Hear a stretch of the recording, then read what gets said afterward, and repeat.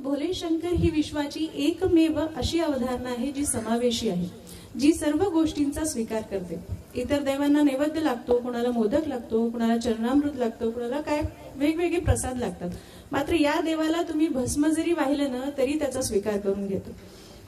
कुठला देव हा इतर देवतांचा प्रिय असतो, एखादा ऋषी शंकर यांच्यासारखा, शुक्राचार्यासारखा ऋषी हा राक्षसांचा प्रिय असतो। हा एकमेव देव आहे जो देवाचाही प्रिय आहे आणि राक्षसांनाही प्रिय आहे।